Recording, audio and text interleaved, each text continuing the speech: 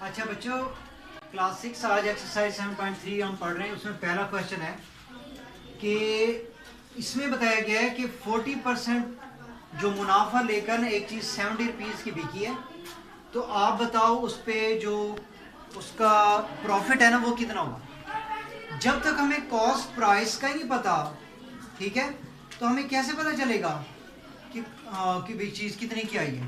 सही है। तो सबसे पहले ना हमें कॉस्ट प्राइस का पता होगा तो हम करेंगे। उसके लिए हम पहले तो ये देखेंगे कि अगर चीज़ 40% प्रॉफिट के साथ बिकी है तो इसका मतलब हो गया कि अगर एक चीज़ कॉस्ट प्राइस 100 रुपीज़ की है तो 40 रुपये की मुनाफे के साथ वो कितने की बिकेगी, 140 की बिकेगी। ठीक है।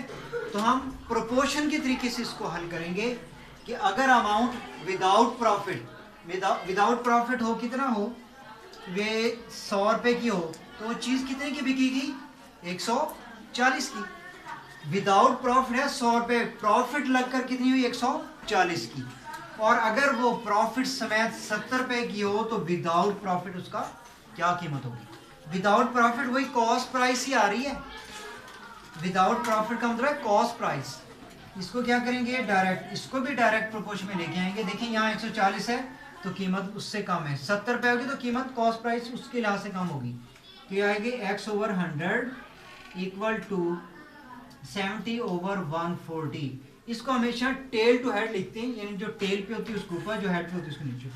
अब x इक्वल टू 70/140 मल्टीप्लाई 100, इस 0 से ये 0 गया तो ये आप कर लें 2 7 दा 14 और 2 5 दा 10 और 7 1 दा 7 0, तो ये कीमत आ गई 50। इसका मतलब है जो कॉस्ट प्राइस है ना वो 50 रुपये थी, तो बिकी वो कितने की है, 70 रुपये की। ये तो इसकी सेल प्राइस थी ना, अमाउंट विद प्रॉफिट, या सेल प्राइस यानी कि सोल्ड, उसने बुक जो बेची थी वो 70 रुपये की बेची थी।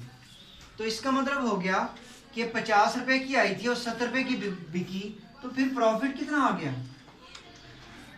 प्रॉफिट कितना आया, 70 माइनस 50, तो ये कितना आ गया, 20 रुपए का मुनाफा उसको आ गया। ठीक है। इस पहले सवाल। दूसरे सवाल में उसने बताया है कि जो एक टॉय है ना वो 96 रुपीज़ का बिका है लॉस देकर, 20% लॉस। इसका मतलब हो गया कि अगर किसी की सेल प्राइस है ना 80 तो उसकी कॉस्ट प्राइस कितनी थी, 100। अब हम पहले लिखेंगे अमाउंट विद लॉस, लॉस के साथ उसकी कीमत है 96 रुपये। अमाउंट विदाउट लॉस, बल्कि हम इसको बाद में लिखेंगे, पहले हम इसके जरिए करें। विद लॉस 80 रुपए की है तो विदाउट लॉस उसके 100 रुपए की होगी। 20% से मुराद यही है कि हर 100 रुपए के पीछे 20 रुपए का उसको मुनाफा हो गया ना, लॉस हो गया। तो 100 रुपए की चीज हो तो 20 रुपए कम हो जाए तो फिर क्या बचते हैं, 80 रुपए ही बचते हैं। ठीक है। तो अगर अमाउंट विद लॉस 80 हो तो एक्चुअल अमाउंट इसकी कितनी होती है, 100।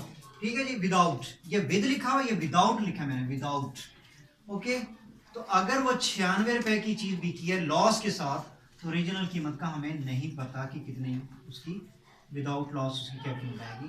तो हम लिखेंगे 96 ओवर, इसको भी डायरेक्ट लिखेंगे 96/80 इक्वल टू x/100।